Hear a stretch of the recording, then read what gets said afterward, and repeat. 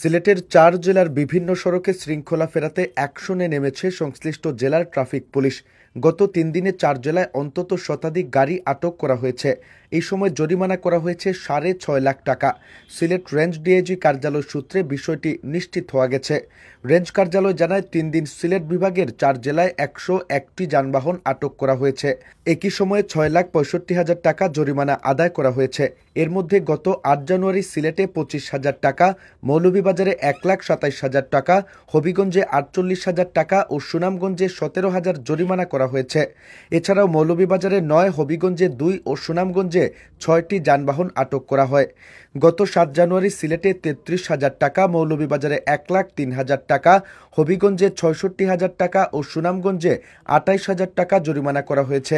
এছাড়াও মৌলভীবাজারে ৩৩, হবিগঞ্জে ১০ ও সুনামগঞ্জে ৮টি যানবাহন আটক করা হয়।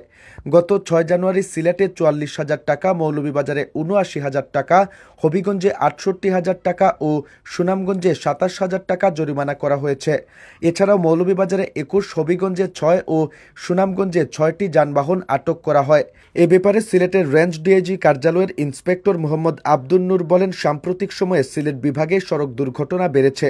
এজন্য বিভাগের ৪ জেলায় সড়কে দুর্ঘটনা প্রতিরোধ ও শৃঙ্খলা ফেরাতে আমাদের সংশ্লিষ্ট এলাকার ট্রাফিক সদস্যরা নিরলসভাবে কাজ করছেন। সড়কে শৃঙ্খলা ও অবৈধ ও আইন অমান্যকারী যানবাহনের বিরুদ্ধে যথাযথ আইনানুগ ব্যবস্থা গ্রহণ করা হচ্ছে।